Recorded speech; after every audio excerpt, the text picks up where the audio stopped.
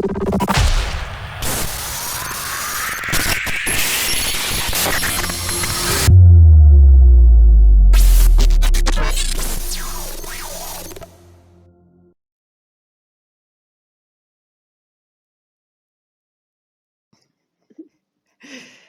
so we are on air. Hello, everybody. My name is Edyta Kowal, and our special guest today is Agnieszka Pilat. Hello, Agnieszka. How are you today? Hi, Dita. Nice to see you. Nice to be here. I'm so excited to have you here. You can't even imagine how much. Really, you have to believe me. Are you in United? You are in the United States. I know that, but are you in New York or in California right now? Right now, I'm calling in from San Francisco, and I was here for the show. And then next week, I'm going back to New York. Okay, so life between two cities. Yes, it's a lot of flying back and forth, but it's a great privilege. It's all good.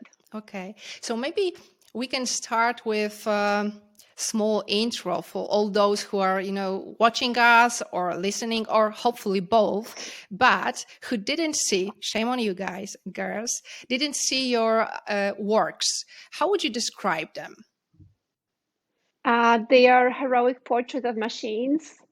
I guess at this point I have two big bodies of work, but my main body of work is our heroic portrait of machines, and in the bigger concept is a museum of the future.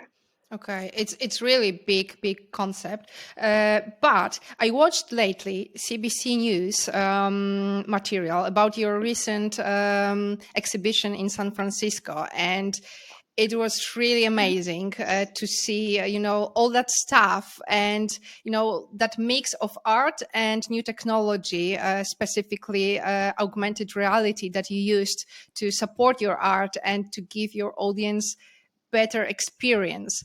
Was it the first time when you used such technology, when you were, showing your arts, or are you heavy user of new technology and you like it? So actually, this is the first show that augmented reality is such a big part of it. So I've been painting portraits of technology for many years now. But when I went to Boston Dynamics and I started specifically working not just with technology or machines, but specifically with robots, I had a desire to show them in movement, and augmented reality was the best way to do it. So this is the first show really that augmented reality is as important as the works, the actual oil paintings themselves. Okay, could you describe the whole experience? Because at the first look, there was your work on walls, and it was totally static, calm, and there was no movement. But when you used your phone, everything was changed. Sure, yes. So it's an important part of the whole concept. So there's a lot of paradoxes in my work, and so the first paradox, of course, is that machines are still that paintings are still and quiet and they don't move, and machines are, of course, all about movement, especially robotics, and about sound and about life.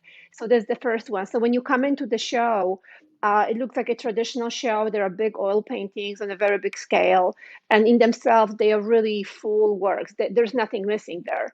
But to show, but if you look at the painting through the digital device, the machines come to life. And this was for me a way to honor the movement of the machines, and also again playing with the paradoxes. Sometimes I call them the secret lives of machines, and because the movements they do, they're kind of funky, and they kind of make sense, but they don't. So it's a little bit confusing, and I like creating that confusion. And another paradox, of course, in the show is that I created a series of paintings. So they're the same painting, repetitive, same thing over and over again. And for me, it relates to the fact, again, that machines are mass produced and they are made to mass produce objects, as opposed to fine art painting on art, which is supposed to be unique, original. And then the third one, since I'm talking about paradoxes, is authorship. So painting and art is all about the artist, and again, machine and technology is there is it's all there is no authorships in that. So yeah, so these are the three main paradoxes in this show. Okay, but are you satisfied with this exhibition, with this augmented reality support? Oh, it's been great. It's been great. So it's really so because the paintings themselves, again, they're very strong. But my goal is really to bring in a new generation of art collectors and patrons, and especially in Silicon Valley. But in general, all oil paintings it's an old medium. It's very hard to engage younger generation. But as soon as people see augmented reality, they connect to work instantly. So it's been a really fantastic opening. I'm just so excited. It's been really great. That's true. You said that when you were talking about those paradoxes in your works, but it's often said that you humanize machines, and it's always intentional, because I feel it is. Yes, yes. So again, the fact that a human artist will take a machine and honor it in a sense to paint a royal portrait of it, that's my way of entering or giving the machines the prestige of high art to show that these are very important figures in our era right now. And humanizing them in the past, I used, for example, ribbons. I would wrap them in ribbons to give them that softer look. And also because I'm always describe myself as a portrait painter. If you think about yourself when you go to take a photograph taken, or let alone if you're a sitter and you're gonna be painted, you always wanna dress up nicely and present yourself nicely. And historically, of course, we've seen it in portrait aristocracy when you put your crown on and your furs.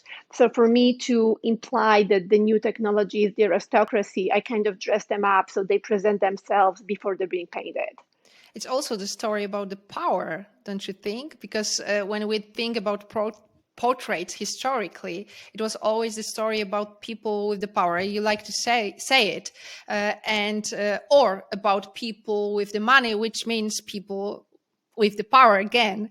And do you think that right now machines hold the power? So definitely. So again, and it again goes back. I repeat myself, but it goes always back. I'm a portrait painter, and portraiture has been always a place to discuss power in society. So when we go to a museum, it's enough to look at in a room who was painted, and that part of society held power.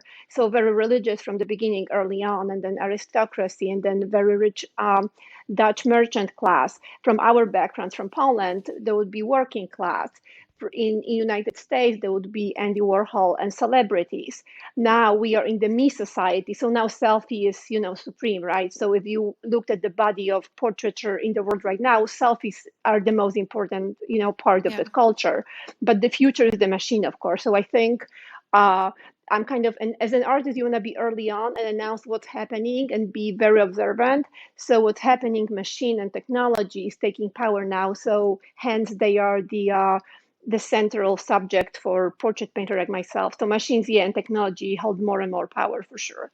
Yeah, for some people, this is, the topic which, means not only excitement, but on the other hand, some kind of fear, because I think that many of us are still afraid a little bit of new technology. Of course, we admit that they are helping us in many industries in many, many ways, but that fear is, always mixed into that excitement. And I know that you are very, I could call you tech optimist, I think. And I'm wondering, how would you convince those people that there is nothing to be afraid of, that there is no going back? Sure, yes. So I think humans naturally we are tool makers, and we've been always tool makers, and tools have been always for humans a way to make our lives easier and to accomplish more. And of course, along the time, the simple tools are less and less important, and we will move to machines. And every time, and machines are inspirational for humanity and for mankind. So every time man wants to do something extraordinary, he builds a machine. That's the way it is. And of course, the most classic example of this would be Wright brothers with the plane.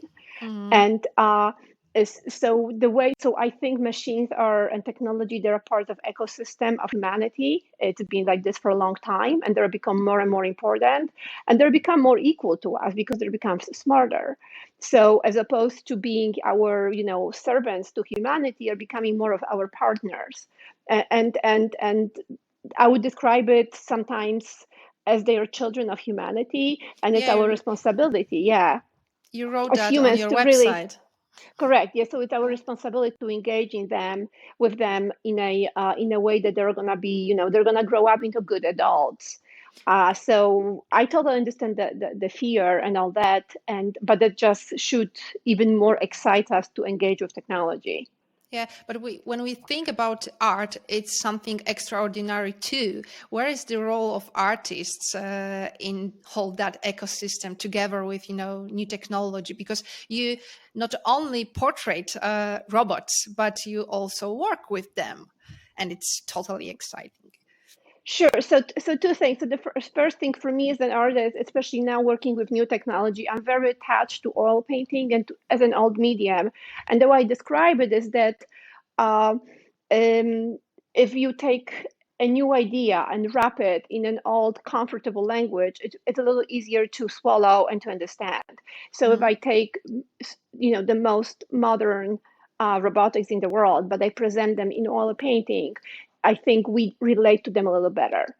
Uh, and then the second level, yes, I've been using robots now to make art, and I'm training them to make art with me.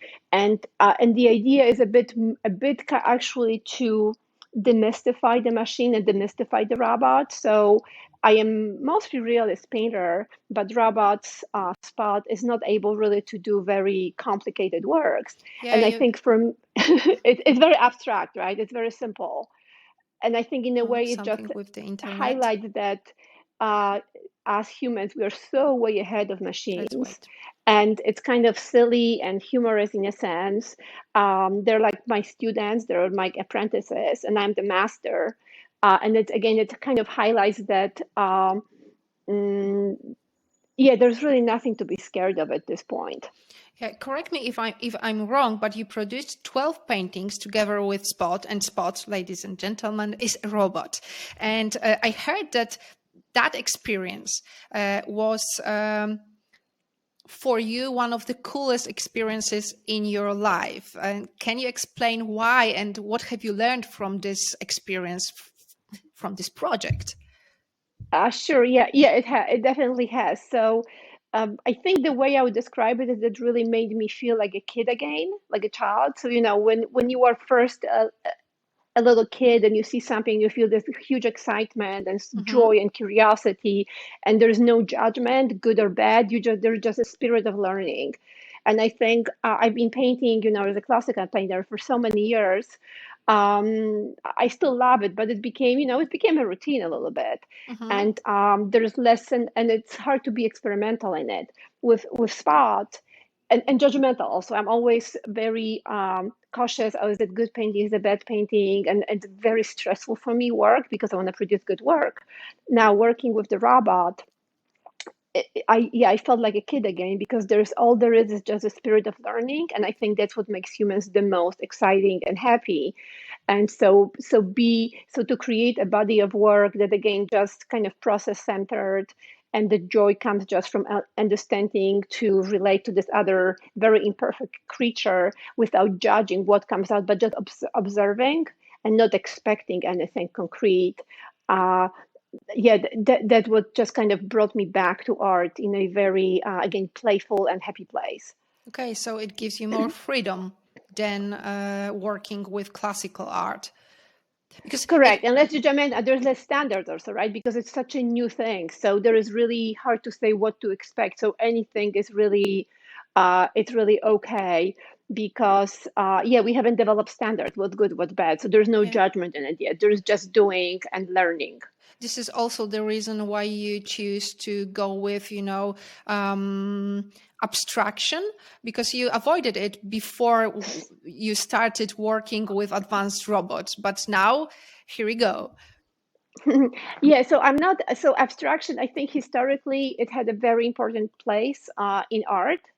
And I respect some amazing abstract artists, but of course it became a very lazy, easy style, and it's lazy both in terms of your technique and your craftsmanship, and also intellectually. So it became like a fancy wallpaper in many ways. And people like to write a whole treatises around it, what it means and what that, just to wrap something that actually has no, for me at least, has no meaning. Now coming with the robot, there's a whole totally different, but it's nice. I like it. I like abstraction. I think we all like to have a nice big abstract piece in our house. And so, but intellectually, I always thought that it was a bit corrupt. Now with the robot, that's all we're able to do. There is no way a robot can do what I'm doing.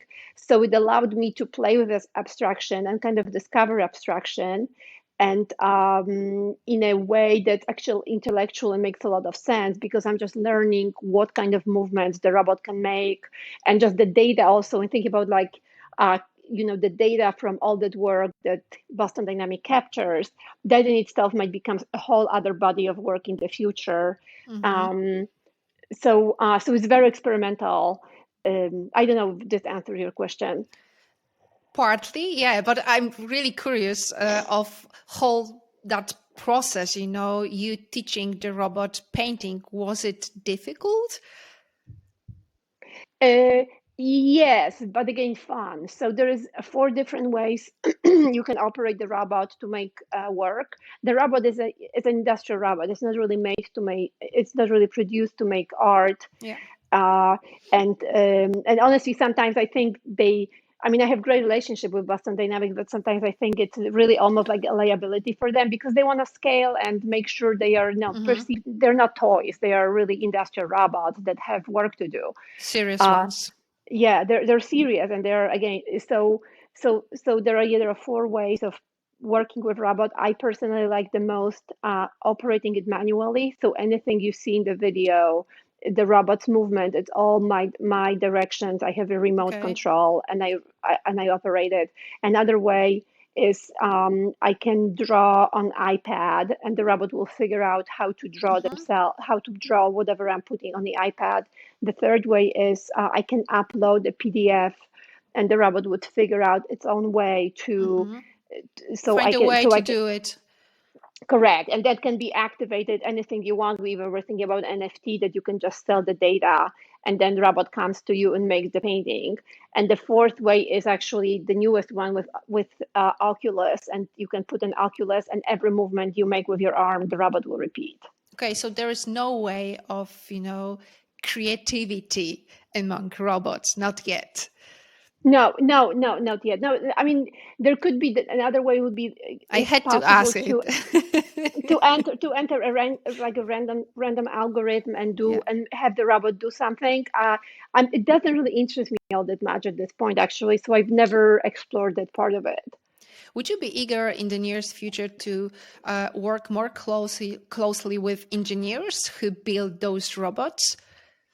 Well, I do work closely with them in the sense that all the work that's is going to come in the show is I created all at Boston Dynamics. So in other words, I was there in the company, and they were around the whole time. So, and they captured the data, and but in terms of really programming,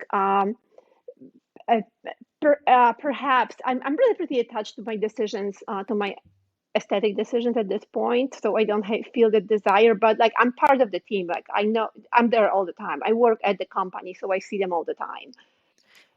Do you have the favorite work made by your robot right now? I think there was a piece that we made together, which was a diptych, and I called it Electric Sheep. And one side was drawing. So I discovered Spot was very good at making small circles. Yeah, you said that in one of the interviews I read. Yeah. So I made a drawing. We made a piece of work that looked kind of like a sheep, and all the circles look like the puffy, like the fur.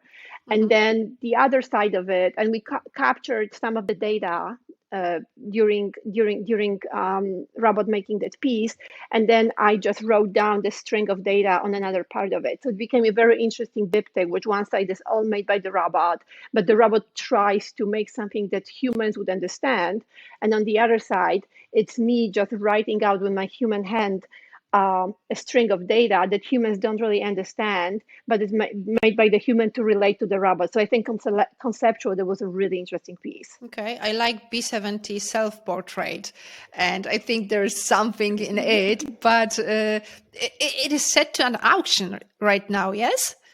Sure, yes. So there is, so I'm super excited. So so there's an auction that's happening on September 30th. It opens and it runs till October 8th at Sotheby's, which is a pretty big deal. So this is the first.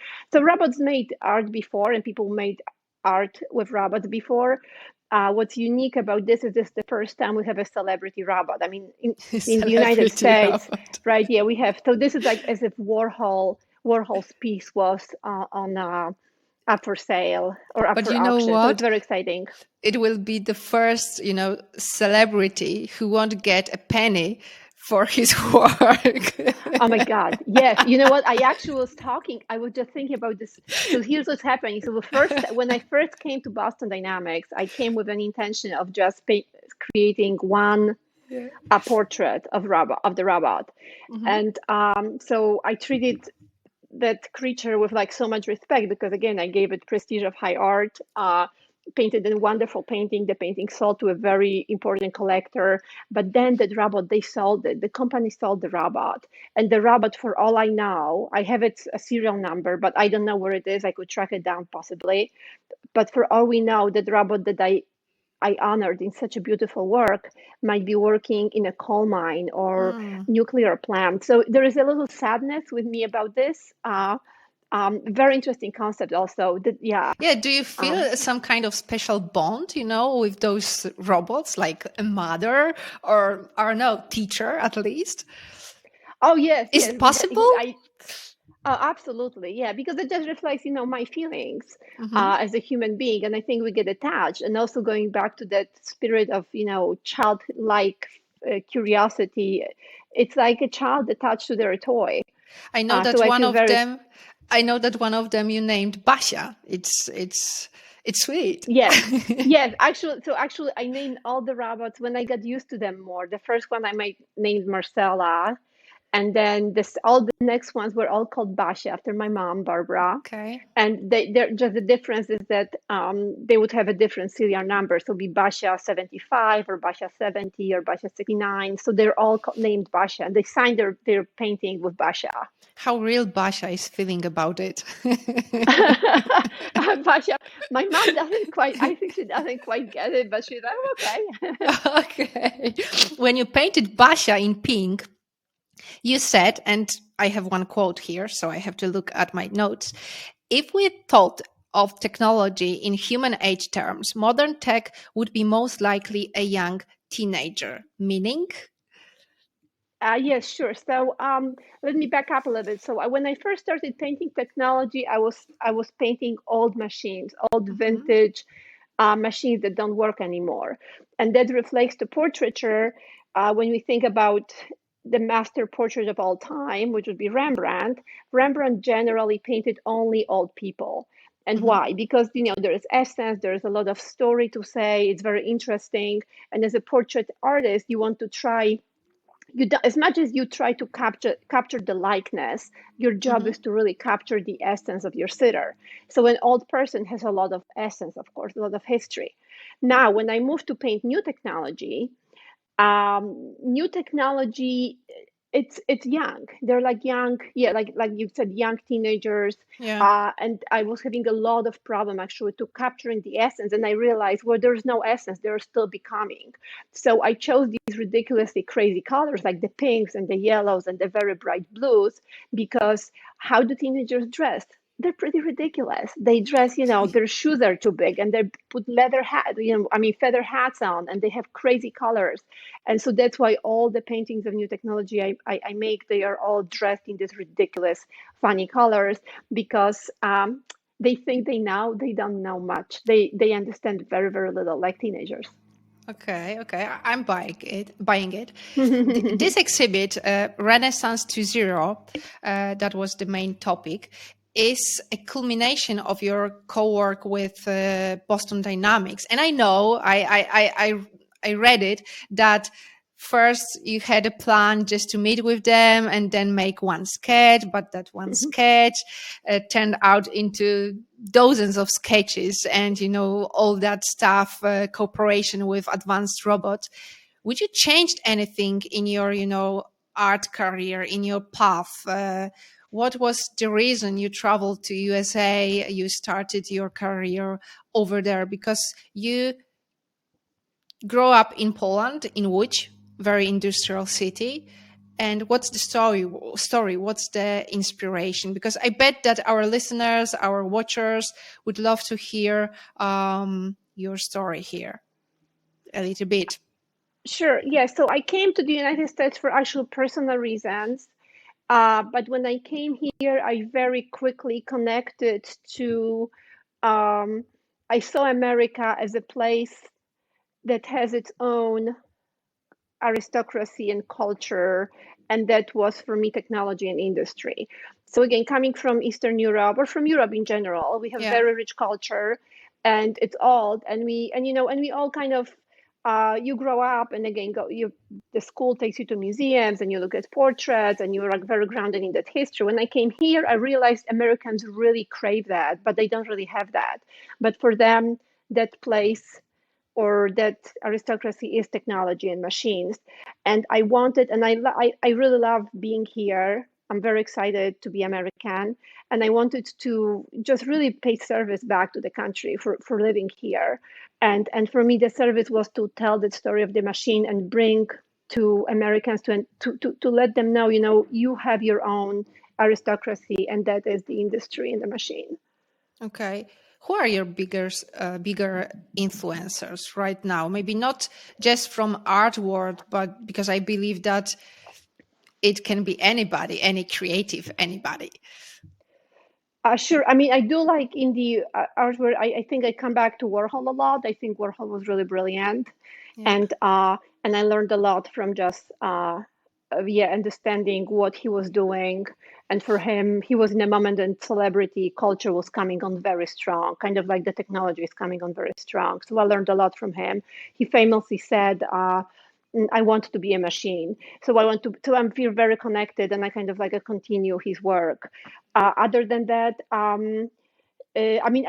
been very influenced by Ayn Rand when I was younger. When I read Atlas Shrugged, that really influenced me a lot in terms of understanding, the power in society, but also that tension between individual rights and collective rights. So that was very big influence on me, of course. And just growing up in Łódź and in Poland, just again, industry and machines and hard work. Also, my mom, my parents, great influence on me because when Berlin Wall fell down, they worked so hard on their private business, and I think they really taught me the ethics of hard work. Okay. You like to say it that you don't believe in talent, you believe in hard work and skills, yeah? Yes, absolutely. Yes. So I am, of course, I'm being told all the time, like, you're so talented, you're so talented. It really annoys me actually, because I don't think I am particularly talented. And I think it's a mindset that doesn't accomplish a lot, that takes agency away from you. I believe I learned everything through working very, very hard and also on one thing. So I'm very one-dimensional in that sense. I don't have lots of other interest or stuff going on. I'm like full on the art and on the painting, and I think if you work hard and you stick to it for a long time, I have no doubt the results will come, and also great personal satisfaction from it. Yeah, but still you have to promote it. And since we talk about digital era, and we are in digital era, would you, or not, maybe I should ask you differently about it, because I know that you are using your social media very actively. Do you think that it's helping you to promote your art, or you don't need it at all? Well, social media is very interesting. So I have a kind of love-hate relationship with social media. Social media has been very good to me. And I discover a lot of artists through social media too. So I do respect that. And it gives you like a direct platform, and you can connect to a lot of people, and you don't have to depend on the gatekeepers. That said, I think social media, because of the problem of how the algorithms work, they do pick up the negative stuff more than the positive stuff. So in one sense, again, this is the me society, and it's kind of feel, like, especially now that I'm a little older, it feels kind of funky to self-promote a lot. On the other hand, I do feel almost a responsibility that there is a need to put out content that has value, and it's not about just me, but actually has some kind of an interesting message, because I think it's really inspiring. I have a lot of followers in Middle East, for example, a lot of girls in Middle East who don't have access to art education, and it's a wonderful feeling, and it's a great service to them. So in that sense, social media is great. So I have kind of love-hate relationship. I don't put it in the same basket as technology. I think technology is its own thing, and social media is its own thing. I dislike how they're being put together in the same basket. But business is a whole other Andy Warhol part too. Business of art is a whole other art, and it's really hard, and it's super fun. It's wonderful. It's a great game, but it's really a lot of work. How do you cultivate your relationships with people who are buying your art? Because it's important too. And maybe some kind of advice for young artists, since you are, you feel obligated to help, for example, young women, young artists. Sure. So it's complicated. It's very long. I don't recommend a career. It's very hard. I'm always the poorest person in the room, so I don't recommend. So if you want to be famous or successful, that's a really wrong way to go. It's so hard. It's such a hard game, and every time you get somewhere, the new game starts over. So it's never done. So you're always climbing, and there is no guarantees. That said, in terms of what your question was, cultivating relationships, a lot of people have helped me, and I get more and more help the longer I'm doing this, and it's really wonderful. You cannot look at relationships in terms of transactions and look at people transactionally. And if you do, you're going to be very hurt, because it's just a wrong mindset, and most people won't do anything for you, and a lot of people will promise stuff for you and they won't do it. So I think just having a mindset of just community, and and being curious also with other people and bringing something of value, that's very important. So my collectors, for me, I really believe that technology pioneers, they bring a lot of value to humanity, and when they and that's, I'm not trying to make them into my collectors. I try to show them that they have value, and I want to tell their story, and I think that's why I connect to them. All right, thank you very much. Where we can see your work online, well, right now, for example? online it's www.pilatart.com. And follow me on Instagram, and I'm a marketing genius. If you're Polish, it's easy. So it's Agnieszka_Pilat, AGNIESZKA_PILAT. So Instagram is probably the best way to follow me, because that I really engage. I answer any comment. I have 100,000 followers, but I answer any comment. I always engage with people, and I love negative feedback too. So Instagram is the best place probably to engage with me. Okay, cool. See you there. All Thank right. you. See you on the internet. Bye. Yeah, and live in San Francisco or in New York, because if you are there, go and visit Agnieszka. Thank you very much for this interview. Thank you.